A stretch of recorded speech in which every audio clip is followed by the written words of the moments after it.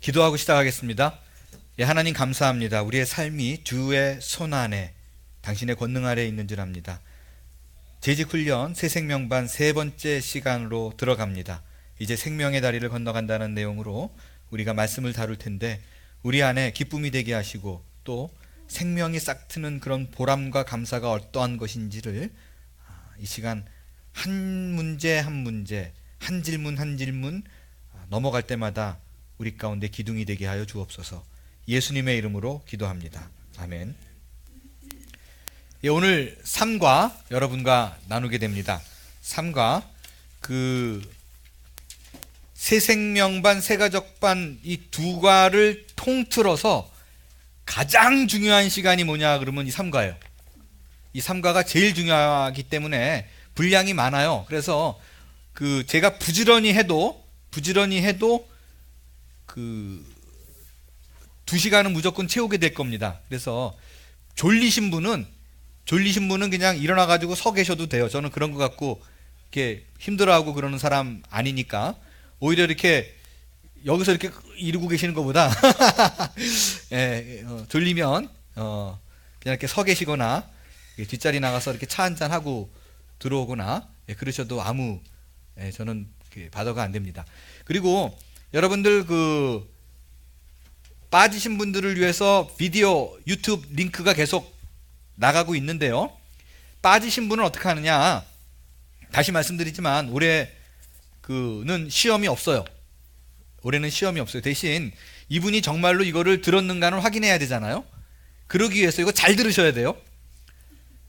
여기에 질문에 여기 답하는 건 안 듣고도 답할 수 있죠. 이거 안 듣고도 이거 다 답하는데 몇 분 걸리지도 않아요. 그죠?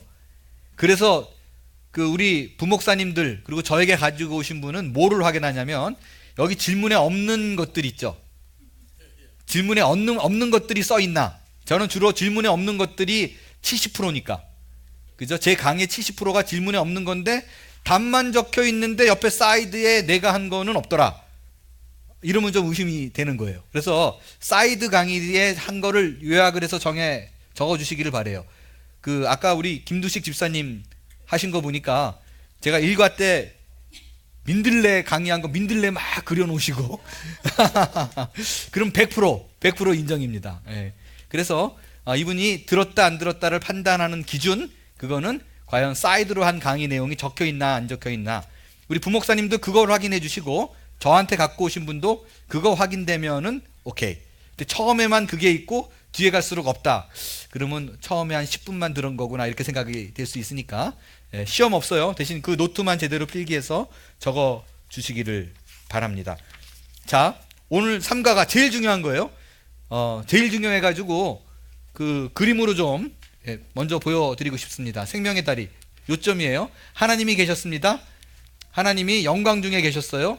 인간을 창조하시고 인간과 교제를 나누기를 원했습니다. 그런데 하나님과 인간 사이에 이 둘 사이를 가로막는 일이 하나 생겼어요. 그게 뭘까요? 죄가 하나님과 인간 사이를 벌어뜨려 놨어요. 그래서 죄는 누가 짓는가? 로마서 3장 23절을 보니까 모든 사람이 죄를 짓는다. 그리고 죄를 짓는 자는 사망한다. 그리고 사망 이후에는 심판이 있다. 그리고 둘째 사망이 있다.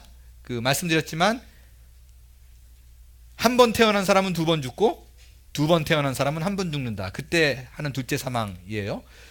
이 둘째 사망은 그러니까 죄를 지면 사망하고 심판하고 지옥 간다.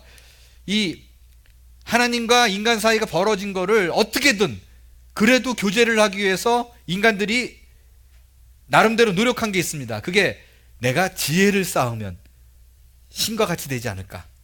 내가 많은 것을 깨달으면 도 같으면 그 지혜가 있으면 하나님과 같이 되지 않을까? 이런 생각을 했어요. 안 된다는 거예요. 착한 일을 쌓아서 가능한가? 안 된다는 거. 율법이 가능한가? 안 된다는 거. 종교 의식, 행위 가능한가? 안 된다. 그래서 복음을 오로지 십자가 예수 그리스도 외에는 하나님과 인간 사이에 갈라진 것을 연결할 다른 방도가 없다라는 거예요. 그래서 이 교제를 하고 요한복음에 말하면 우리가 믿는 건 영생이 있고 심판이 없다. 그리고 생명이 있다라는 거예요. 이 믿는 거는 이 믿음은 어떻게 생기느냐? 듣고 믿는 자. 그럴 때 가능하다. 골로새서 하나님의 은혜를 깨닫고 영접하는 자가 가능하다라는 거예요. 그러면 내가 문을 열어야 된다. 또 제일 핵심인 건 예수는 누구인가? 왜 오셨는가? 이 두 가지 부분에 있어서 구주이고 나를 위해서 죽었고 주님이고 부활하셨다. 왜 오셨는가? 지금 대강 들으셔도 돼요.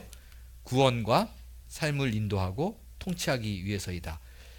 사망에서 영생으로 옮겨졌고 심판을 받지 아니하며 지옥에서 생명으로 가게 됐다라는 거예요. 여러분 이번 회에 강의를 듣는 분이 너무 감사한 건 다음에 들으시는 분은 이거 다 외워서 써내야 돼요. 다 써내야 돼요. 근데 여러분에게는 은혜로 이것이 스킵되었습니다. 지금 제가 간단하게 드린 말씀을 오늘 그냥 2시간 동안 좀 정리할 거예요. 지문을 제가 읽겠습니다. 창조주 하나님은 이 세상 만물을 자신의 뭐요? 영광을 나타내도록 아름답게 지으셨습니다. 그 중에서도 사람은 하나님의 뭐요? 하나님의 형상을 따라 지었대요. 그럼 하나님이 딱 이렇게 생겼나요? 눈, 코, 입, 귀. 저처럼 아담 하시나요? 하나님의 형상을 따라 지었다라는 것은 뭘까요?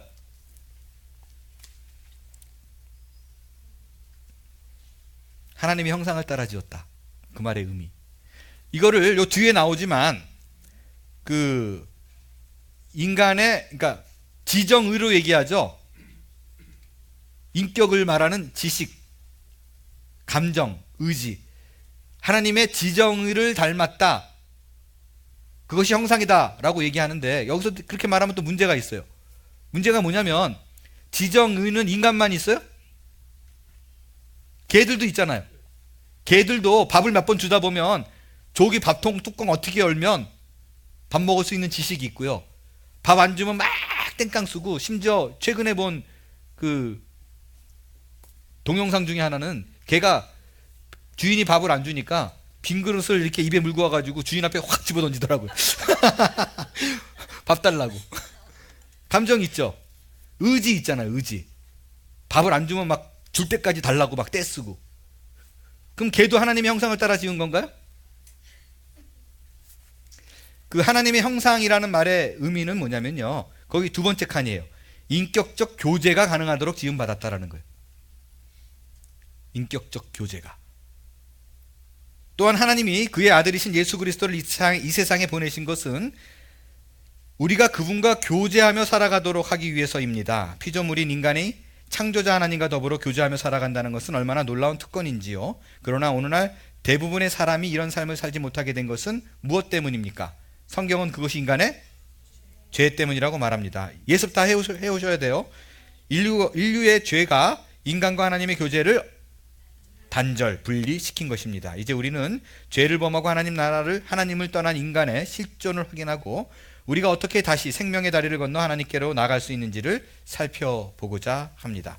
첫 번째, 죄인의 실존이에요. 로마서 3장 23절에 의하면 당신이 이 땅 위에 살아가는 모든 사람의 상태는 어떠합니까? 로마서 3장 23절 시작.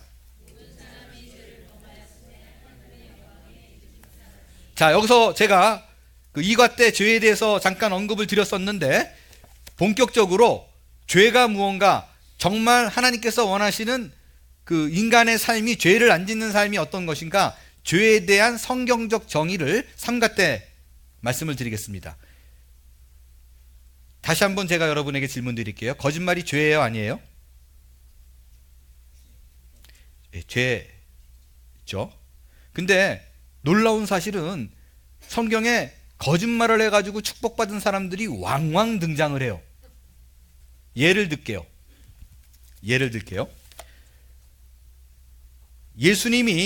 모세가 탄생할 당시에, 모세가 태어나기 직전에 바로가 이스라엘 사람들이 자꾸 늘어나니까 남자면은 무조건 죽여라, 여자면 살려라, 산파들에게 명령을 하죠.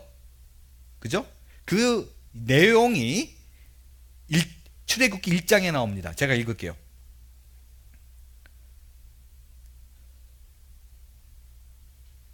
출애굽기 1장 15절부터 제가 읽겠습니다.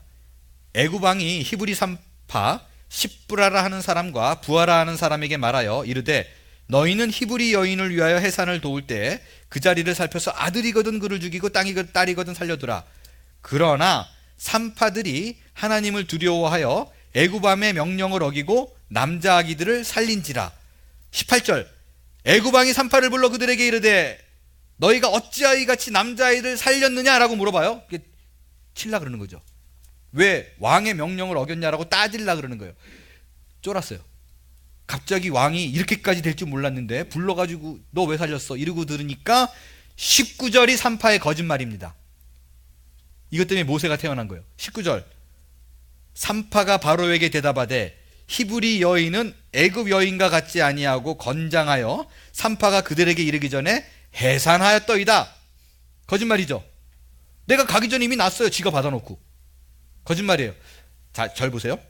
그러면 만약에 거짓말을 죄로 그냥 무조건 규정해 버린다면 산파가 내가 도착하기 전에 해산하였나이다 라고 말이 떨어지기 무섭게 하나님이 그들을 치더라. 뭐 그래야 되잖아요. 그죠? 거짓말이 죄라면. 왜 우리가 그 사도행전에 나오죠? 사도행전에서도 아나니아와 삽비라 같은 경우에는 그것도 자기 돈이에요. 자기 돈. 자기 돈 조금 꽁쳐놓고 다 드렸는데요. 자기 돈이라니까 남의 돈도 아니라. 그런데 그걸로 그냥 하나님께서 그 자리에서 죽이잖아. 둘 다. 부부를 둘 다. 그렇다면 히브리 여인이 건강해서 애 낳았어요 라고 말하면 그 20절이 뭐라고 그래야 돼요? 이 떨어지기 무섭게 거품을 물고 죽더라 뭐 이래야 되잖아요. 그런데 어떻게 나오느냐? 20절 크게 읽겠어요. 시작.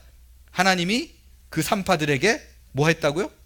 은혜를 베푸시니 그 백성은 번성하고 매우 강해지니라. 이런 게 헷갈리는 거예요. 이런 게. 그러니까 성경에서는 분명히 거짓말을 반드시 죄라고 규정하지 않고 있다는 것을 우리가 알 수 있죠. 거짓말을 했는데 벌을 받기는커녕 그 거짓말로 인해서 온 가족이 구원받는 경우도 있어요. 라합 정탐꾼이 왔을 때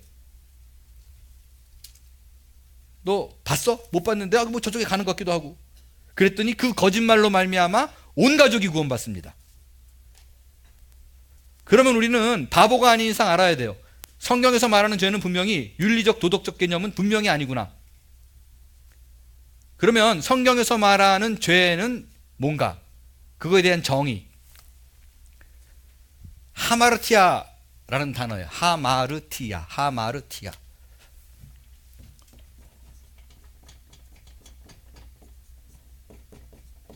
하마르티아라는 단어의 뜻은 뭐냐면요.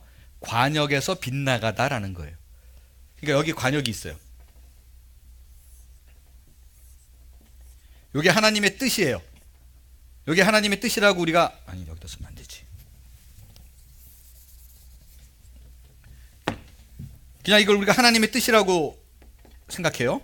관역에서 빗나가다라는 건 뭐냐면 인간의 행위가 내 행위가 쭉 가가지고 관역에 맞으면 하나님의 뜻에 맞으면 무조건 어떤 거든지 간에 죄가 아니에요.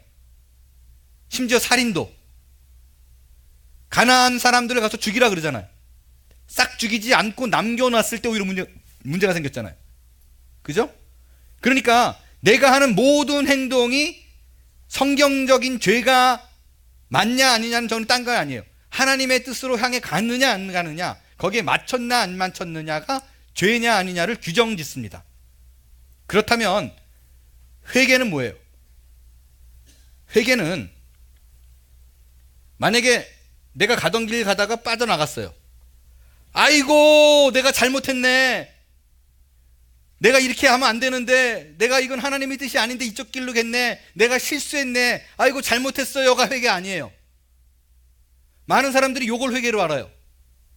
이거는 회개라 그러지 않아요. 반성이라 그래요. 그래서 내 삶의 회개를 무지하게 새벽마다 와가지고 울며 잘못했다 그러는데 하나님이 왜 복을 안 주느냐? 회개는 하늘을 무는 하늘의 축복을 여는 문이다. 방법이다 그렇게 얘기하는데 암만 회개해도 왜 하나님께서 내 삶을 바꾸지 않는가? 그거는 그 사람은 회개한 게 아니에요. 반성이에요. 반성. 잘못을 깨닫는 게 반성이에요. 회개는 뭐냐면요, 쓰세요. 그러니까 요런 걸 써야지 이제 나중에 인정받는다는 거예요. 가던 길을 돌이키다예요. 가던 길을 돌이키다. 그게 회개예요. 그러니까 아이고 잘못했네, 이거는 반성이에요. 회개는 반성했으면, 깨달았으면 가는 길을 돌아서 주께서 원하시는 하나님의 뜻을 향해 가는 거예요. 그래서 옛날에 이런 얘기 있어요. 참 순진하고 순박하고 아주 미소 짓기에 딱 좋은 얘기인데, 6.25 때 그 어느 목사님이 국군들을 이렇게 숨겨뒀는데, 괴뢰군이 와가지고 국군을 이렇게 지하방에, 교회 지하방에다가 이렇게 숨겨놨대요. 그러니까 괴뢰군이 와가지고 당신 목사지? 한다고. 여기에 국군이 들어왔나 안 들어왔나? 그랬더니 이 목사님이 그랬대요. 발을 쿵 구르면서 여기에는 국군이 없습니다. 아, 천정에 숨겨두고 여기에는 국군이 없습니다. 그랬대요. 그러니까 괴뢰군이 이렇게 쳐다보다가 목사가 거짓말할 리는 없지. 그러고 가갔대요. 그러니까 이제 국군들이 천정에 있다가 너무 고마워가지고 우리야 괜찮은데 이렇게 거짓말해도 괜찮냐고 그랬더니 그 목사님이 난 거짓말 안 했다. 난 여기에 없다 그랬지. 저기 없단 말은 안 했다. 아주 노력에 아주 그 뭐라 그럴까, 참 그 순박한 미소를 짓게 하는 모습이지만 굳이 뭐 그러지 않아도 되는 이유가 하나님의 뜻, 그러니까 모세를 낫게 하는 것이 하나님의 뜻이었어요. 그죠? 그리고 라합이 정탐꾼을 숨겨두는 것이 하나님의 뜻이었다라는 거예요. 이 부분에서요, 저는 굉장히 조심스러운 얘기예요. 어쩌면 제가 하는 얘기를 저런 식으로도 볼 수 있구나라고 처음 듣는 분도 계실 수 있어요. 정말 민감한 얘기인데 그냥 이게 또 유튜브로 또 올라가기도 하는구나. anyway, 그냥 할게요. 저는 가룟 유다와 베드로의 큰 차이를 저는 이걸로 봐요. 여기까지는 별 문제가 없는 얘기예요. 베드로와 가룟 유다의 큰 차이는 뭐냐면요, 저는 심지어 그 인간적으로 비교하면요, 가룟 유다가 베드로보다 훨씬 멋있어요. 그냥 우리가 신앙의 관점으로 보지 말고요, 인간적인 관점으로 보자고요. 가룟 유다와 베드로의 차이는 뭐냐? 그냥 간단하게 얘기하면 가룟 유다는 반성했잖아요. 아, 내가 무고한 죄를 피를 팔았도다 그러고 던지고 죽었어요. 그죠? 베드로는 3번씩이나 부인했지만 가던 길을 돌이켜서 원래 하던 선교의 사명을 계속 이어갔잖아요. 그래서 반성과 회개의 차이로 말할 수 있어요. 그럼에도 불구하고요, 저는 베드로를 생각하면 굉장히 이게 분노가 나요. 그때 모습을 이렇게 떠올리면 생각해 보자고요. 가룟 유다는 여러분 이게 이제 조심스러운 얘기인데 제가 보는 견해예요. 이거는 전적인, 제가 틀릴 수도 있어요. 저는 가룟 유다가 보통 예수님을 왜 팔았다고 생각하세요? 예? 우리가 흔히 알기를 가룟 유다가 예수님을 팔아먹었어, 그게 뭐 때문이야? 라고 얘기할 적에 보통 무슨 예를 들어요? 돈의 환장에서. 그죠? 회개를 맡은 사람이니까 돈 보다 보니까 눈이 돌아가가지고 예수님을 팔았다 그렇게 생각을 하잖아요. 돈에 못 참아서. 저는 그렇게 보지 않아요. 왜 그렇게 보지 않는 가장 큰 이유는 뭐냐면요, 여러분, 자기의 보스를 팔았어요. 그죠? 그리고 하나님일지도 모르는 사람을 팔았어요. 얼마를 받았을까요? 예? 그러니까 만약에 달러로 따지면 얼마를 받았을까? 그러니까 예를 들어서 청부살인을 했어요. 누구 죽여줘. 이 청부살인자에게 얼마를 줄 것 같아요? 많이면 대강 얼마? 미니멈 그래도 한 10만 불 이상, 그죠? 예수님은 좀 거물이니까 조금 더 줄 수 있겠죠. 100만 불까지. 그죠? 당시 제가 요거를 제가 21살 땐가 알았어요. 그걸 막 이렇게 문헌을 뒤지다가 깜짝 놀란 사실을 알았어요. 은30에 팔았어요. 당시 은30이 얼마인 줄 알아요? 1988년도인가? 8년도인가 그때 계산했을 때 30불이 안 됐어요. 지금 해도 100불이 안 되는 돈이에요. 한 80불. 설마 암만 눈이 돌아가도 그렇지, 만약에 예수님이 우의정 왕권을 뭐라 그래요, 그거 왕이 되면 자기가 우의정 좌의정 할 수 있는 여지가 있는데 그거를 곧 몇십 불 받고 팔았겠어요? 돈 때문에? I don't think so. 나는 절대 그렇게 보지 않아요. 그러면 얘가 왜 팔았을까? 어떻게 보면 그걸 유일하게 알 수 있는 근거가 뭐냐면요, 그는 셀로 땅, 열심당원이었어요. 열심당원은 뭐 하는 사람이냐면요, 가슴에 칼을 품고 다녔어요. 그래서 나랑 종교적인 색채가 다르다 그러면 찔러 죽일 수 있는 사람이에요, 항상. 그래서 그냥 완전히 그 극단적인, 이스라엘이 독립을 간절히 바라는 사람들이 셀롯 당원이에요. 열심 당원들. 그런데 그 가룟 유다뿐만 아니에요. 예수님의 제자들 다 역시 이 땅의 왕으로 나라가, 이스라엘이 독립해가지고 새로운 왕국이 세워질 걸로 생각했잖아요. 그래서 그 셀롯 당원이 몇 명 더 있어요. 가룟 유다 말고도 그 12제자 중에. 그러니까 분명히 이제 이 기세를 몰아가지고, 사람들이 막 몰려드니까 이 기세를 몰아가지고 내가 한 자리 해야 돼. 예수님이 로마군을 엎질러야 돼. 근데 3년쯤 지나가면서 자꾸 예수님이 자기 죽는다는 소리 하네? 그죠? 그리고 이제는 뭐 내 때가 다가왔다는 뭐 이런 소리가 가니까, 이거는 그냥 성경에 나와 있던 얘기가 아니라 제가 그냥 어슴하는 거예요. 그냥 짐작에, 아, 이건 이대로 안 되겠다. 우리 보스가, 리더가 마음이 약해졌어. 그러면 이 약한 거를 세우려면 무슨 상황을 떠올릴 수 있냐면요, 그 요한이 저기 말 안 듣는 족속들 내리칠까요? 그랬더니 예수님이, 내가 지금 당장이라도 12영도 더 되는 천사들을 해가지고 물리칠 수 있어. 냅둬. 그런 적이 있거든요. 그러니까 육신적으로 이분이, 예수님이 어려운 상황에 몰리게 되면은 분명히 그때 야야야 도저히 안 되겠다. 얘네들 나를 건들라 그러네, 겁도 없이. 그래서 천사 막 불려가지고 다 독립시킬 그날을 땡겨보려고 했던 걸로 생각이 돼요.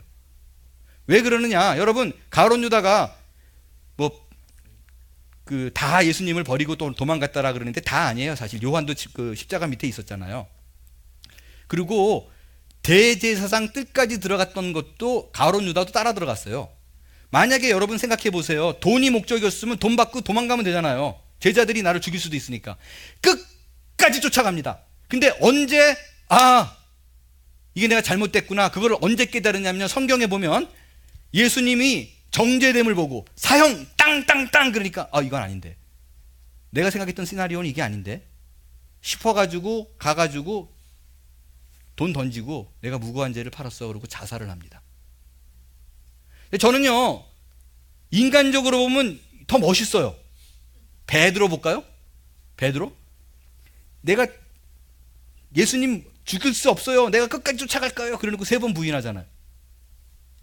근데 3번 부인하는 상황 성경 보세요. 성경 보면 정말 제가 예전에 그 12제자 시리즈라는 설교를 딴 데서 한 적이 있었어요. 우리 교회, 예전에 성기동 교회에서. 근데 12제자 시리즈를 할 적에 베드로를 맨 마지막에 했어요. 왜냐하면 베드로를 설교하려고 그러면 은혜가 돼야 되는데 내가 무슨 분노가 자꾸 치밀어 올라요. 그 베드로가 하는 짓 보면. 나중에 제가, 아, 베드로가 나구나, 이걸 깨닫고 나서 그냥 은혜롭게 제가 할 수 있었지만, 베드로 보세요. 예수님을 부인하잖아요. 아, 나 저 사람 몰라요. 저 사람 3번 부인하죠. 성경에 보면 3번째 부인할 때 어떻게 부인했는지 알아요? 저주하고 맹세했다 그랬어요. 그러니까 내가 저 인간 알면 내가 강아지입니다. 아, 내가 왜 졌다고 인간을 알아? 이러고 저주하고 맹세했다 그랬어요. 근데 이럴 수 있다고 쳐요. 근데 더 제가 화가 나는 건 뭐냐면, 내가 저 인간 몰라요, 난 모른다니까, 내가 저 인간 하면 강아지입니다라고 말할 때 예수님이 바로 옆에 있었어요.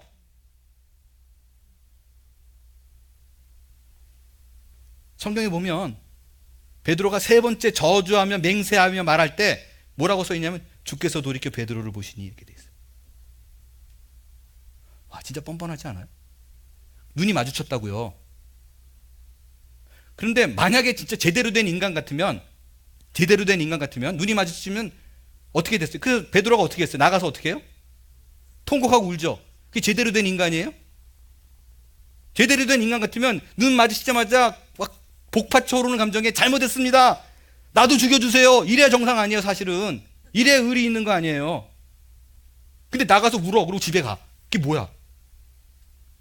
저는 베드로를 볼 때마다 지금도 좀 흥분한 것 같은데 너무 마음이 안 좋아요. 예수님이 기껏 수석제자라고 했는데 고작 한 일이 이 인간 하나 막 그런 생각하면 목회가 싫고 그렇잖아요. 다 뒤에다 칼 꽂고 그러면 내가 이걸 어떻게 감당하지 막 그런 생각 들고. 그럼에도 불구하고 결론적으로 보겠어요. 결론적으로는 베드로는 구원받은 자고 가룟 유다는 그렇지 않은 자로 나와요. 그런 이유는 딱 하나예요.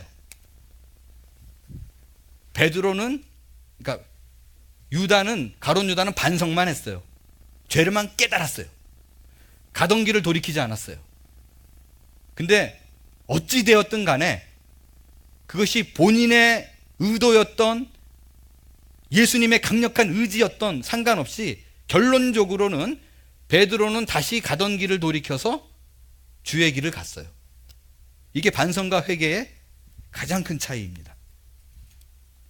그런데 베드로는 왜 부르고 가룟 유다는 버렸느냐? 이거는 뒤에 가면 나와요. 그래서 삼가가 오늘 제일 중요하다는 게 그런 뜻이에요. 자, 그러면 여러분에게 또 질문 드릴게요. 우리가 알고 있는 죄와 성경의 죄는 달라요.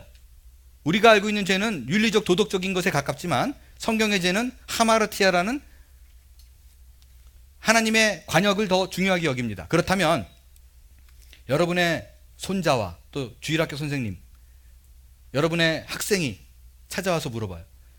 선생님, 할아버지, 거짓말이 죄예요, 아니에요? 그럼 뭐라고 해야 돼요? 그건 말이야, 죄가일 수도 있고 아닐 수도 있는데 하마리티아라는 성경 단어가 있단다. 이러고 가르쳐야 돼요? 이때는 그냥 윤리적 도덕적 개념으로 가르치는 게 안전합니다. 안전합니다. 그럼에도 불구하고 장년이 된 여러분들에게는 이거를 제가 굳이 짚고 넘어가는 게 언제고, 저 가끔 요즘도 질문 받아요. 목사님이 이게 죄예요, 아니에요? 이러면 돼요, 안 돼요? 이거 하나님이 좋아하세요, 안 좋아? 항상 그 죄냐 아니냐라는 그런 질문의 기준, 그거는 도덕적 윤리적인 거는 그게 헷갈릴 땐 딱 버리고 정말 디플리 하나님께 기도하면서 이것이 하나님께서 원하시는 길인가 아닌가, 내 유익과 내 손해와 이런 것과 다 상관없이 거기에 초점을 맞추면 답이 나와요. 근데 정말 조심스러운 건 뭐냐면요, 하나님의 뜻과 관역이 분명한데도 불구하고요, 야곱과 에서가 있으면, 지난주에 살펴봤죠. 야곱이 장자가 되는 게 하나님의 뜻이었어요. 그죠?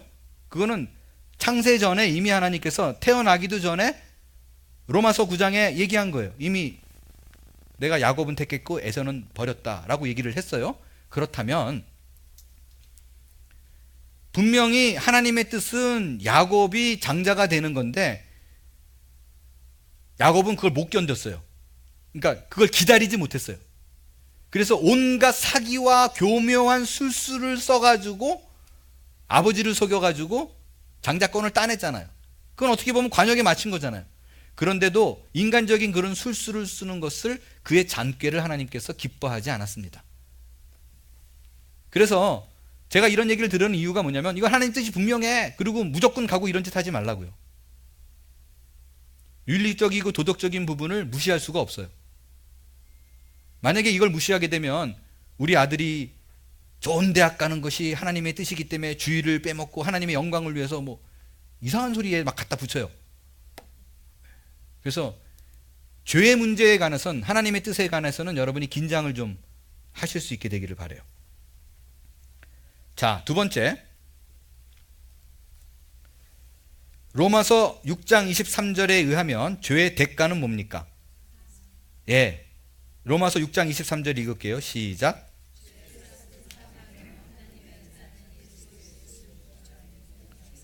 자, 은사가 무슨 뜻이라고요? 선물, 기프트라고 얘기 드렸어요. 그러니까 우리의 구원은, 영생은 선물이에요. 여러 번 강조됩니다. 내 행위에 기준돼서 발생되어진 결과가 아니에요. 그래서 저는 간증을 듣는 것도 되게 좋아하고요. 하는 것도 되게 좋아해요. 그럼에도 불구하고 간증에 대해서 굉장히 제가 이렇게 민감하게 생각하는 부분이 뭐냐면 간증을 빙자한 자기 자랑이 너무 많아요.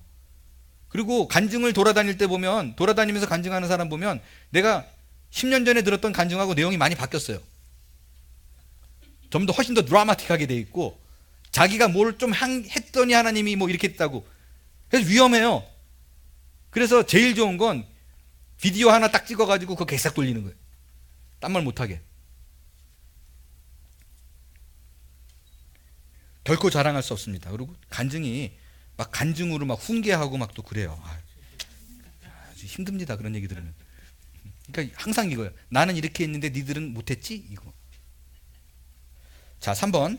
히브리서 9장 27절에 의하면 죽음 이후 인간을 기다리고 있는 사건은 무엇입니까? 9장 27절 시작.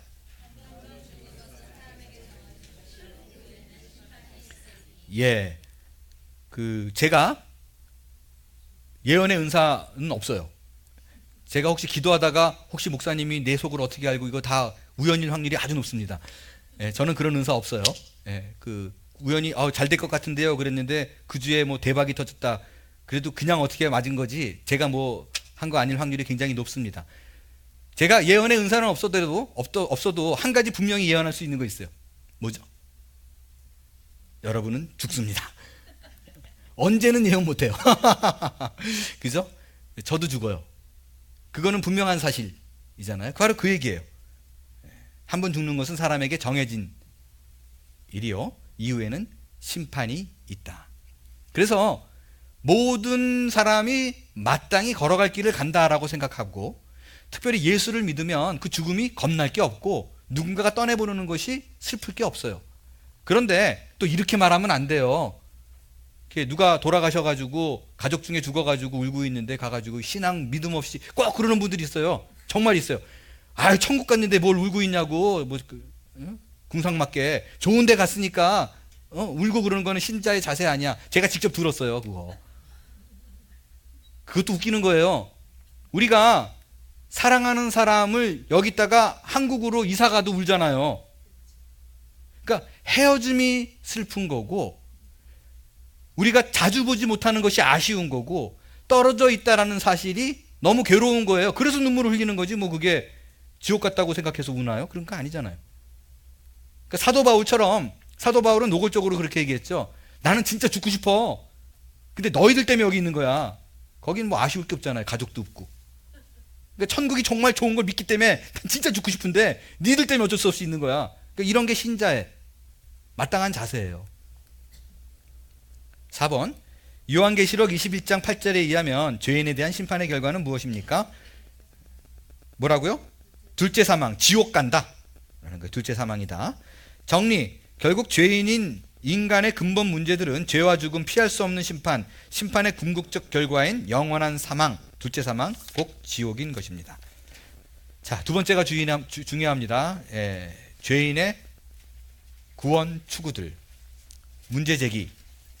인간은 위와 같은 운명을 감수하기 원치 않습니다. 그래서 자신의 불완전한 노력으로 구원을 추구합니다. 그것은 마치 도달 불가능한 다리를 놓으려는 노력 같습니다. 이 다리들의 정체는 무엇일까요? 아까 보셨지만 하나님과 인간 사이에 쭉 절벽이 생겼어요.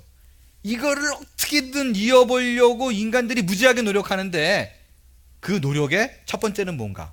고린도전서 1장 21절이에요. 시작.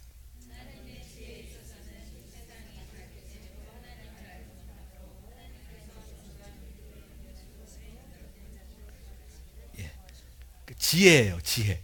내가 똑똑해지면 하나님처럼 될 수 있을 거다. 내가 똑똑해지면 하나님을 알 수 있을 거다 라고 생각했어요. 그래서 그 지혜를 쌓으려는 그 운동이 쫙 한번 일어났죠. 그게 르네상스, 문해부흥.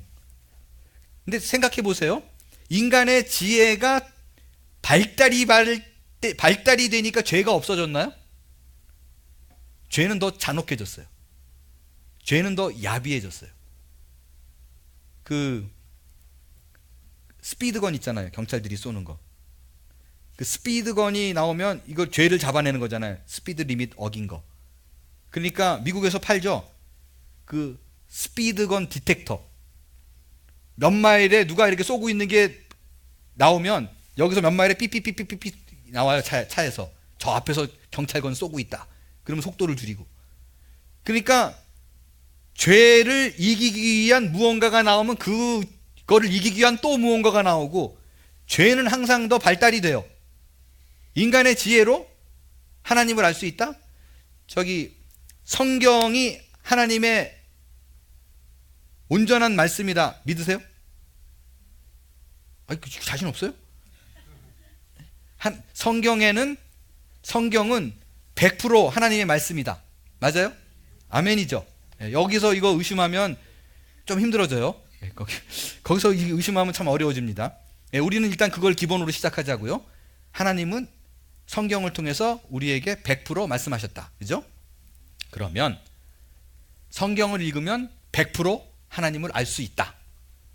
맞아요? 틀려요? 틀려요? 왜 틀려요? 정답이에요. 예.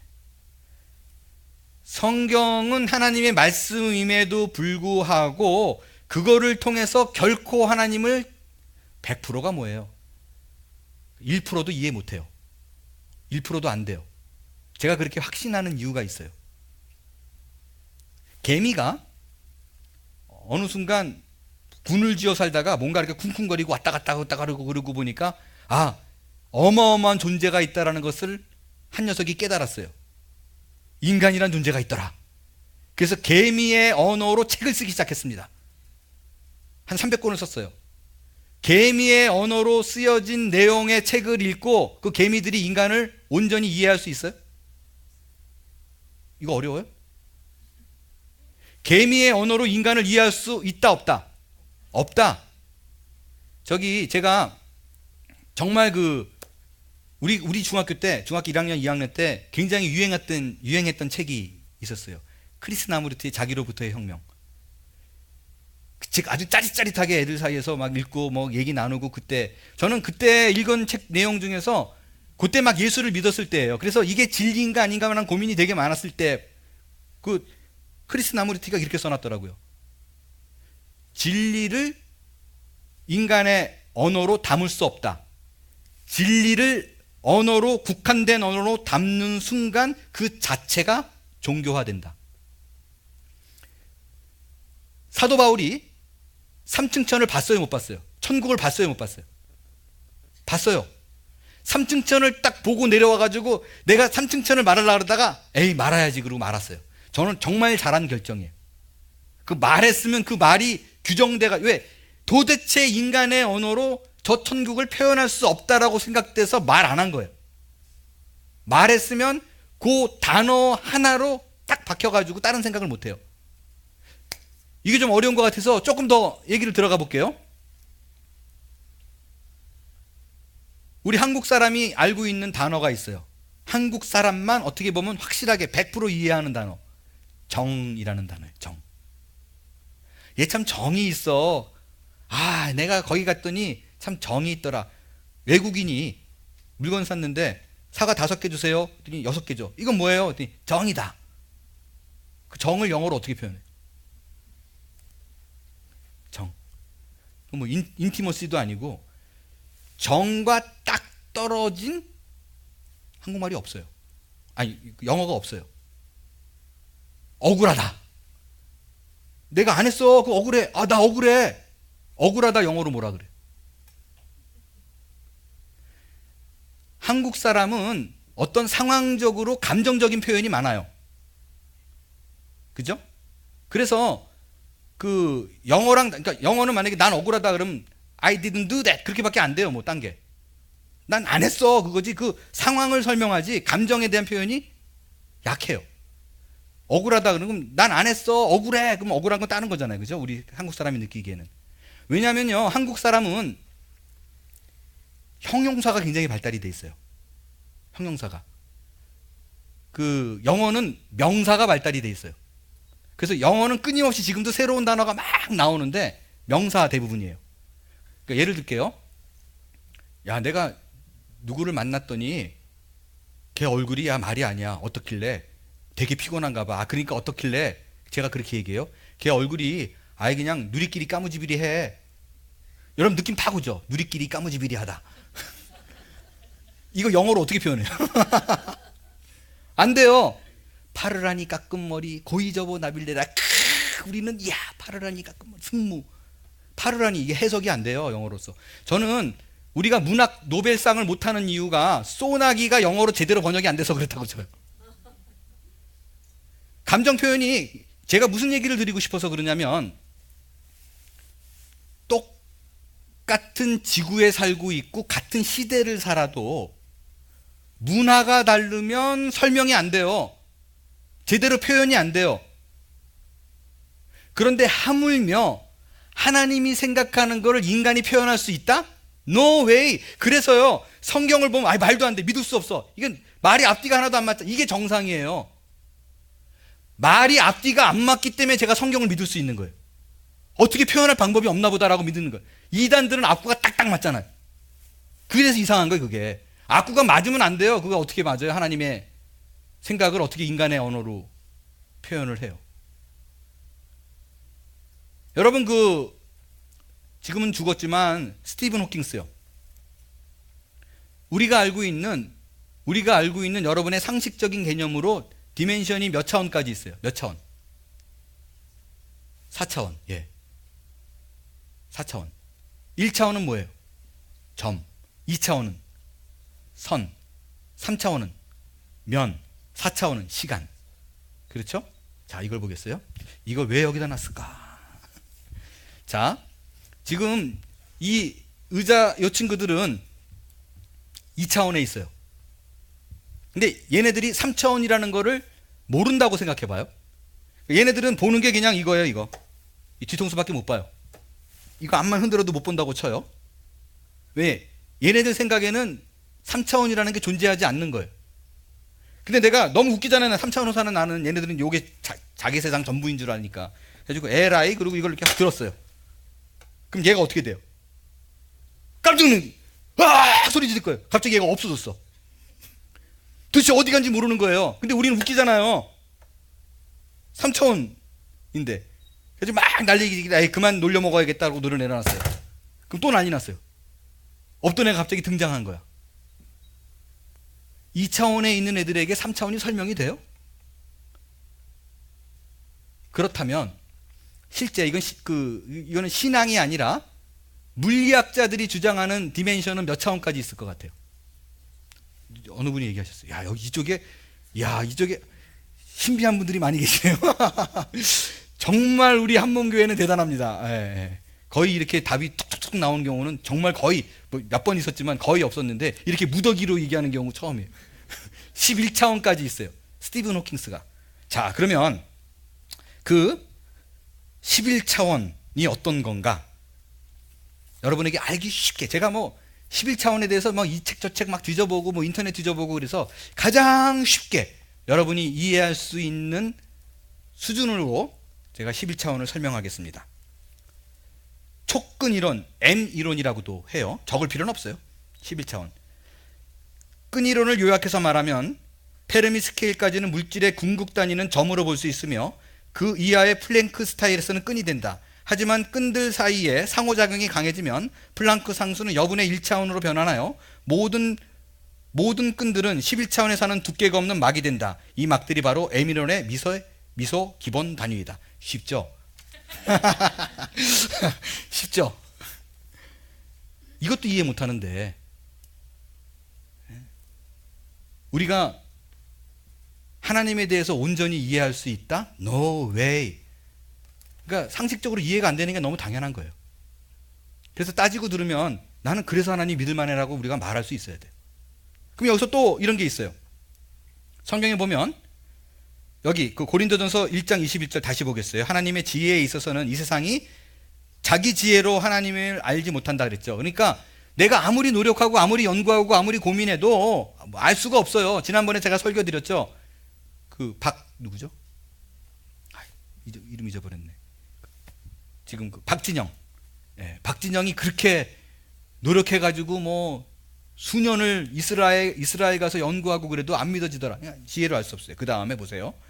하나님께서 전도에 미련한 것으로 믿는 자들을 구원하기를 기뻐하셨다. 이 부분을 좀 볼게요.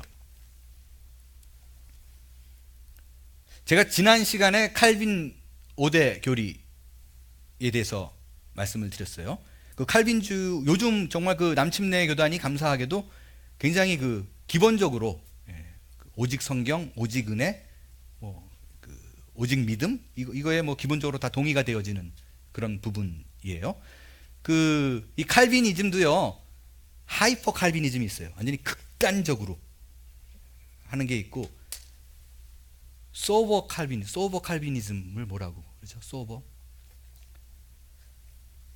온순한 하여간 좀 부드러운 그러니까 극단적이지 않은 온건한 뭐 하여간 소버 칼비니즘이 있어요. 그 소버 칼비니즘이 사실은 그 침례 교단하고 되게 가까워요. 남침례 교단하고. 그 하이퍼 칼비니즘은 거의 그거를 따르는데도 사실은 많이 좀 너무 극단적이라 그런 부분이 있다는 거. 하여간 뭐 그 정도로만 아시고요. 제가 그럼에도 불구하고 칼빈주의를 하나님의 선택한 사람이 있다. 자, 선택은 유기를 전제로 한다 그랬어요. 선택했다는 그 말 자체가 버린 백성이 있다라는 거예요. 유기된 백성이 있다라는 거예요. 그렇다면 하나님께서 선택한 자는 성경에 보이니까 어떻게든 그를 설득하고 꾸려나가서 끝까지 믿게 만들어요. 성경에 보면. 그러면 전도할 필요 없네요. 그죠? 어차피 하나님이 누군가를 믿기로 작정했다면 얘는 믿을 거 아니에요. 그러니까 내가 못하러 굳이 수고를 해요. 여기 이렇게 만약에 100명이 있는데 하나님께서 50명은 택하고 50명은 버렸다 그러면 알아서 하시겠지 뭐. 왜 굳이 전도를 해요? 하나님 어떻게 알아서 할 텐데. 내가 괜히 힘들잖아요. 50명 굳이 만날 필요 뭐 있어요. 이 50명 정해져 있다면. 자, 이런 부분이 우리가 이해 안 되는 부분이에요. 그래서 성경은 뭐라 그러냐면요. 전도가 미련한 거래요. 거기서 나오잖아요. 전도가 왜 미련하냐면 아니 굳이 하나님이 안 그랬으면 좋겠는데 굳이 그 방법을 쓴대요. 사람을 통해서 산대. 내가 말하는 사람을 통해서 누군가를 믿게 만든대요. 그래서 전도는 어찌 보면 만약에 선택이 분명한 거라면 전도는 미련한 거예요. 근데 그 방법을 하나님께서 즐겨 사용하기 때문에 우리가 그 일에 쓰임받는다라는 거예요. 저는 하나님께서 택한 백성들을 반드시 이끌어내시고 믿는다라는 것에 굉장히 공감을 하는 사람이에요. 제가 그러는 이유가 있어요. 칼빈주의를 제가 택한 이유 중에 하나가 뭐냐면요. 자, 보세요. 첫 번째, 여러분 이 질문을 해보세요. 하나님이 전능하신 하나님, 전지전능한 하나님을 정말 믿는가? 내가 믿는 하나님이 전지가 뭐예요? 모든 걸 다 알고 전능, 모든 걸 못하는 게 없다는 분이에요. 근데 하나님께서 누구는 구원받을 줄 몰랐다. 야, 제가. 그러면 그 불안한 하나님 아니에요? 내가 죄 짓다가 나를 버리면 어떡해? 그거 어떻게 믿어요? 선악과 따먹은 거 몰랐다? 그런 하나님 믿을 수 없잖아요. 내가 실수하는 거, 내가 딴 건 다 알았는데 그 실수할 건 몰랐네. 불안해서 어떻게 따라다녀? 그러니까 내가 하나님이 전지전능하심을 하나님이 믿는가? 전능은 뭐냐? 성경에 보면 끊임없이 하나님이 다 하는데 마음은 못 바꿔. 그런 거 없어요. 마음도 다 바꿔요. 바로의 마음도 강팍게 만들었고요.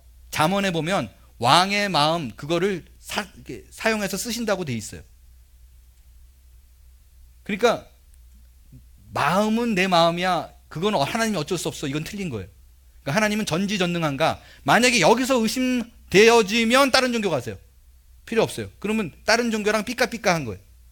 우리가 믿는 신이. 두 번째 뭐냐? 하나님이 아버지임을 믿는가? 다른 종교와 우리 종교와의 가장 극단적인 차이는 뭐냐면요. 우리는 하나님을 우리가 믿는 신을 아버지라고 부른다는 거예요. 그렇다면 보세요. 내가 우리 아들을 데리고 계곡에 놀러 갔어요. 근데 계곡에 갑자기 비 오면 물 엄청나게 불죠. 특별히 캘리포니아에서는 그래서 사고 많이 나요. 나무가 거긴 별로 없잖아요. 근데 그냥 비 한번 억수로 때 아니게 내리면 막 그냥 쏟아져 내려가거든요. 근데 계곡에 갔더니 아들이 아빠 나 저기 수영 좀 하고 올게. 그래, 비가 올 것 같은데 일찍 들어와라. 갔어요. 근데 아니나 다를까 한 2시간 정도 지났는데 비가 막 내리기 시작해요.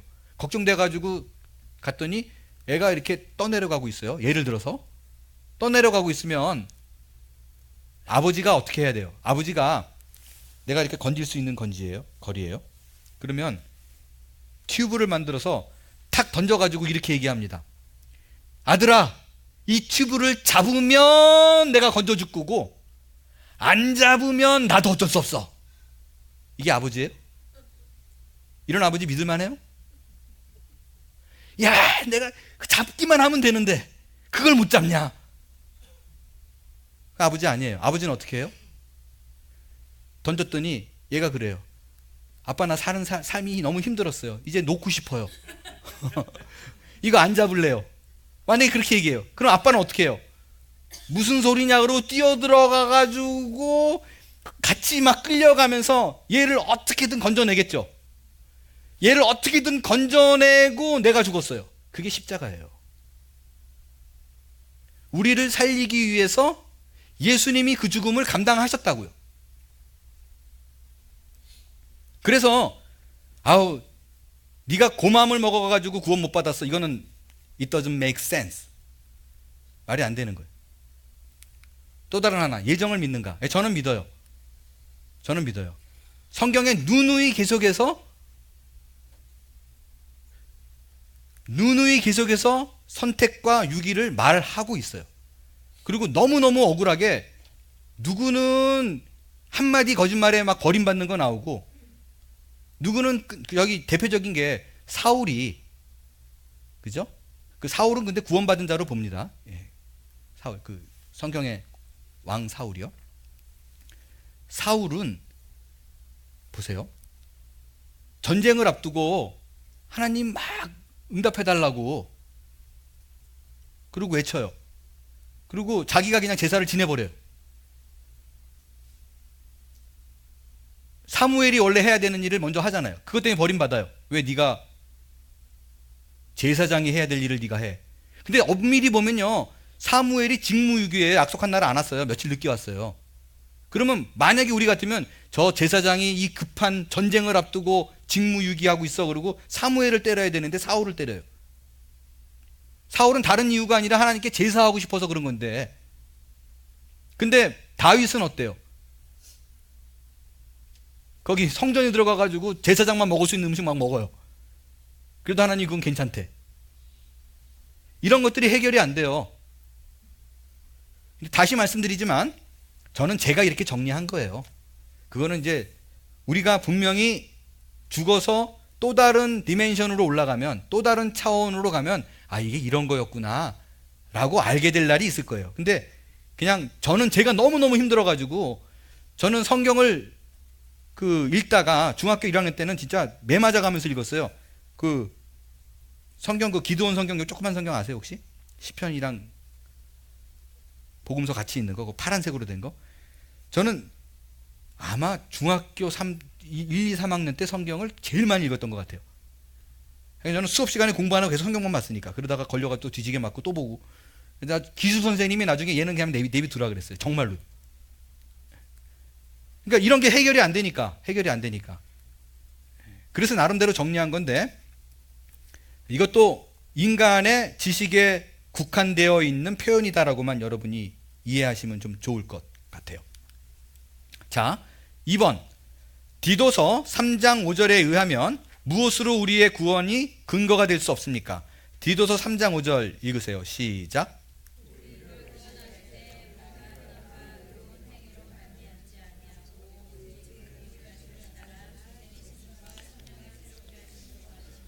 예, 의로운 행위나 선행으로 구원 못 받는데요.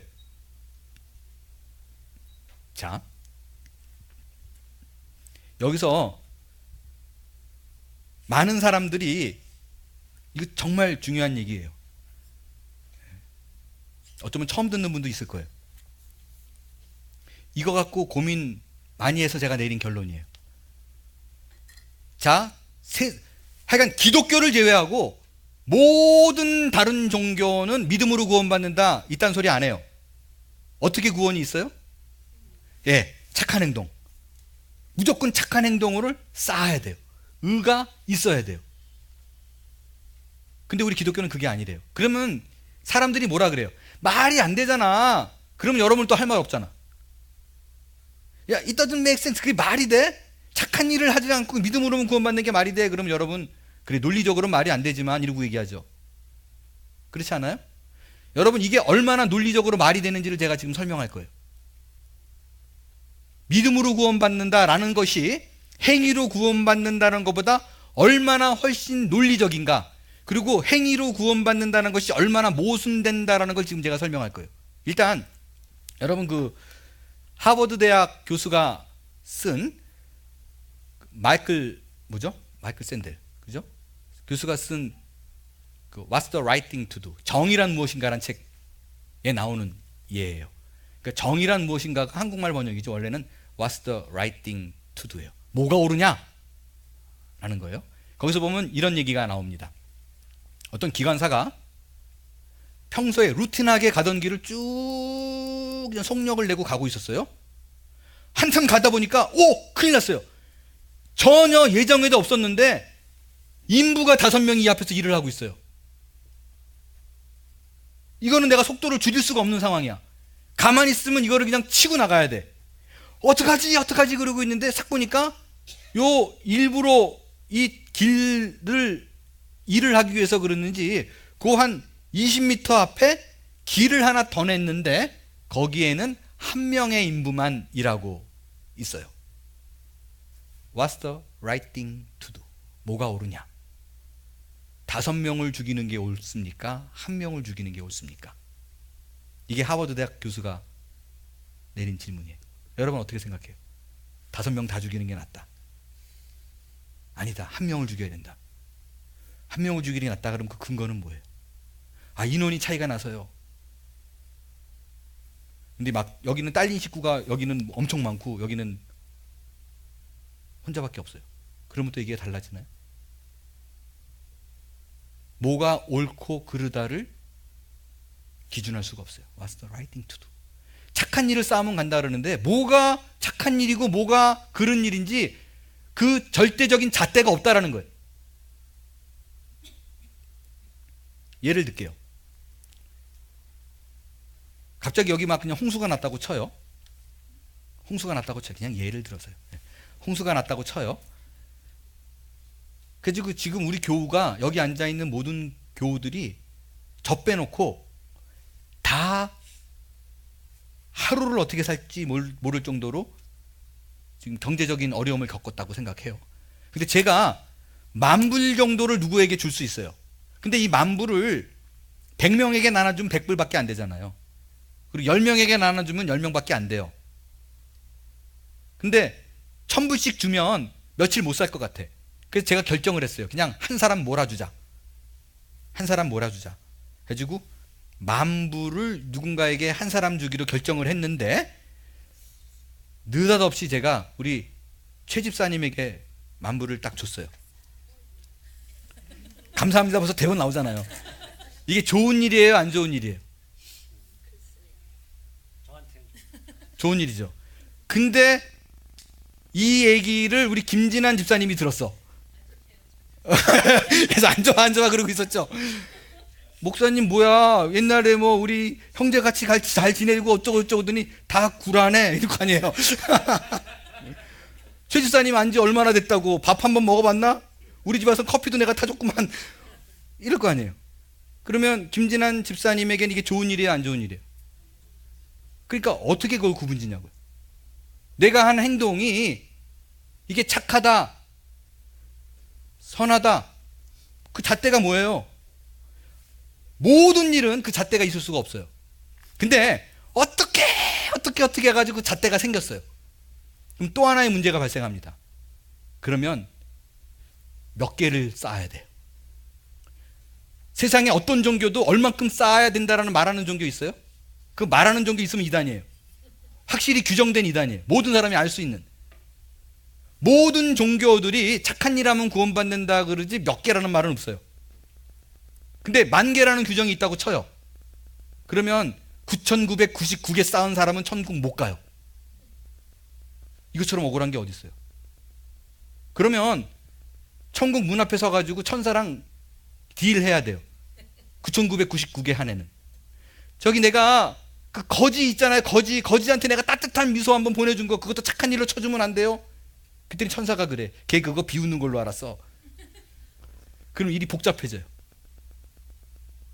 예전에 제가 그 ESL 코스 여기 유학으로 왔었거든요. 처음에 올 때. 근데 리버티 대학을 가기 위해서 ESL 코스 어디서 하고 있었어요. 근데 제가 이제 ESL 코스를 이렇게 한 달 넘어 2달 뛰다는데 이게 영어가 하나도 안 들리고 뭐 안 되고 뭐 그러잖아요. 너무너무 속상해가지고 뭐 지금도 안 되지만 그때는 뭐 오죽하겠어요. 20년 전에. 그러니까 너무 속상해가지고 터벅터벅 지하철을 타려고 가고 있는데 거기 거지들이 이렇게 앉아가지고 햄버거를 이렇게 흑인 거지들이 앉아가지고 막 이렇게 햄버거를 먹으면서 막 얘기하는데 영어로 얘기하잖아요. 그게 그렇게 부러운 거예요. 그래서 내가 이렇게 한참 쳐다보고 있었어요. 이렇게 부럽다. 그랬더니 거지가 막 자기들끼리 얘기하다가 그 동양애가 자꾸 쳐다보고 있으니까 막 얘기하다가 쳐다보고 그랬더니 You want? 그러더라고요. 저한테. 제가 햄버거 부러워하는 줄 알고. 뭐 얘기하자 뭐 잠깐 졸릴까봐 옆으로 좀 샜지만, 자, 일단 선과 악을 구분할 수 있는 잣대도 없고 얼마만큼 쌓아야 되는가도 없고, 이 모든 것들이 뭐를 얘기해요? 궁극적으로는 선을 쌓아야지 구원받는다는 것이 말이 되는 얘기처럼 들려보지만 이것처럼 말이 안 되는 건 없다라는 거예요. 근데 우리는 간단해요. 처음부터 끝까지 너는 안 돼요. 네 힘으로는 도저히 안 돼. 그거예요. 그래서 예수님이 그렇게 얘기하는 거예요. 당신이 나를 구원해 줄 자인 유일한 자인 줄 믿습니다. 그러면 내가 네 손 잡아서 끄집어낸다는 거예요. 그게 더 말이 되지 않아요? 누군가 절대자를 인정해서 나는 정말로 안 되니까, 나는 뭐를 해도 안 되니까 제발 나 좀 어떻게 해주세요라고 말할 대상이 예수님이에요. 그 말을 하면 건져준다는 거예요. 그게 우리 기독교 논리예요. 어느 게 더 말이 돼요? 내가 힘이 약해가지고 침생자를 붙잡는 게 더 말이 되지 않나요? 그럼 여기서 이거는 제 말 따라와, 지금부터 드리는 얘기는 제 말씀을 따라와도 되고 안 따라와도 되는 얘기예요. 아주 민감한 얘기 하나 드릴게요. 근데 이수영 목사가 여기까지 갔구나라고 아셔야 돼요. 뭐냐면 요즘 계속해서 이슈가 돼가지고 지금도 끊임없이 들리는 얘기가 있어요. 베리칩. 베리칩 아시죠? 사람 몸에 칩을 심어놓고 그것이 크레딧 카드 대신하게 하고 그것이 병원을 대신하게 하고, 이거 없으면 음식도 못 사게 하는 날이 온다. 그게 최근도 아니에요. 한 10년도 넘었어요. 이미 생체학적으로 짐승에게 해가지고 성공했죠. 근데 이 베리칩이 성경에서 말하는 666하고 굉장히 비슷해요. 그래서 절대 그거 받지 마라. 그거 받으면 지옥 간다. 여러분 어떻게 생각하세요? 자, 저랑 동의를 하시는 분이 몇 분 계신 것 같아서 너무 기쁜 마음으로 고개로 표시해 주셔서, 자 보세요. 당장 내년부터 보험 제도가 싹 바뀌어가지고 베리칩을 하래요. 여러분 할 거예요, 말 거예요? 안 해요? 할 거예요? 의견이 갈라지죠? 팔찌로 달라 그래요. 이거는 저를 따라오셔도 되고 안 따라오셔도 돼요. 그거는 뭐 편한 신앙의 양심에 따라서 행동하시면 되는데 저는 받을 거예요. 목사님 그러다 지옥 가는 거 아니에요? 저는 절대로 그런 일이 벌어지지 않을 거라고 믿어요. 왜요? 베리칩을 받는 건 행위예요, 아니에요? 행위로 구원의 여부가 결정이 되나요, 안 되나요? 어떤 사람이 제가 이렇게 얘기했더니 끝나고 나서 이렇게 어떤 분이 얘기하시더라고요. 목사님 받으면 안 됩니다. 그러면서 목사님이 몰라서 그러는데 요거 받으면 어느 정도까지 과학기술이 발달이 됐느냐, 내가 뭐를 먹고 싶었다고 생각하다가 요거를 딱 심어놓고 컴퓨터로 조정하면 나는 갑자기 짜장면을 먹고 싶었는데 요걸 짬뽕으로 입력하면 갑자기 짬뽕으로 먹고 싶어진대요. 그래서 어느 순간 요거를 갑자기 그 666 세력이 딱 장악하면 모든 이거 받는 사람을 난 예수 안 믿어요 라고 말하게 만든다는 거예요. 그럼 위험하잖아요. 그죠? 그렇기 때문에 목사님 받는 거 괜찮다고 말하면 안 돼요. 그래서 제가 그렇게 얘기했어요. 아니, 하나님이 이게 내 의지인지 컴퓨터가 한 건지도 구분 못하는 하나님이면 저는 안 믿을래요. 저는 그래요. 하나님이 이게 본인의 의지인지, 죄송한 얘기 하나 드릴게요. 한국에 제가 이름 말하면 굉장히 유명한 목사님이에요. 한국의 성자로 불리는 분이에요. 이분이 돌아가시기 바로 직전에 산골에 혼자 계셔가지고 아무도 못 만나게 했어요. 그리고 꽤 오랫동안 혼자 계시다가 거기 요양원에 있는 사람들만 돌보다가 돌아가셨어요. 왜 그랬는지 혹시 아세요? 이분이 치매가 걸렸어요. 근데 한국의 성자였었는데 치매가 걸리니까 오 마이 쌍소리를 하기 시작했어요. 권사 장로 이 강아지야, 들어오는 사람마다 막 집어던지고 막 욕하고. 그러면 그분 구원 못 받나요? 막 소리 지르고. 하나님이 이게 병으로 그러는 건지 본인의 의지인지 구분 못 할까요? 저는 그래요. 저는 행위로 구원받지 않는다라는 것을 익스트림하게 생각을 하면 그런 부분까지도 나는 따라오셔도 되고 안 따라오셔도 돼요. 그런 부분까지도 내가 자유해야 된다라고 믿어요. 왜? 우리는 절대자인 믿음 하나, 주께서 나를 택하신 그 선택에 의해서 구원받는다. 분명히 그 자리를 이끌고 간다라고 믿는 사람이에요. 그건 설교 중에 여러 번 또 제가 등장을 하게 될 것입니다. 로마서 3장 20절에 의하면 무엇으로 하나님 앞에 의롭다함을 얻을 수 없다라고 했습니까? 율법의 행위. 율법에 나온 걸 다 지킨다고 지키면 구원 얻는데 못 지키기 때문에 구원이 없다라고 말씀을 드렸어요. 그런데 저는 목사로서 너무너무 안타까운 게 특별히 한국 분들, 지독한 교인들을 향해서 아픈 마음이 있어요. 많은 경우에 한국 교인들은 예수님의 제자로 살지 않아요. 공자님의 제자로 살지. 성경을 읽고 예수를 묵상해서 행동하는 것이 아니라 늘 우리가 갖고 있었던 유교적 전통에 의해서 착한 행동을 합니다. 내가 부모를 공경하는 것이 그냥 윤리적 도덕적으로 마땅하다고 생각해서 하는 건지 하나님이 명령했으니까 순종하는 건지 이거 굉장히 중요해요. 내가 누구의 통치권 아래에 있는가? 누구의 주권 아래에 들어있는가? 우리는 어차피 원죄로 인해서 율법을 다 지킬 수 있는 능력이 없어졌어요. 인간의 의가 도대체 어디까지냐? 이런 부분에 있어서 여러분하고 할 얘기가 많지만 그냥 하나만 간단하게 얘기를 좀 나누고 싶어요. 그 의에 대해서 깊이 고민했던 시대가 있었죠. 그게 언제예요? 그 제레미 벤담의 공리주의, 최대 다수의 최대 행복. 다수가 행복한 거면 소수가 희생하는 것이 의로운 거다라는 사상이에요. 근데 어떤 일이 벌어졌었냐면요, 1884년에 배가 하나 영국에서 떨어진 1600km 떨어진 곳에 배가 하나 파손됐어요. 실제 벌어진 일이에요. 배가 파손됐어요.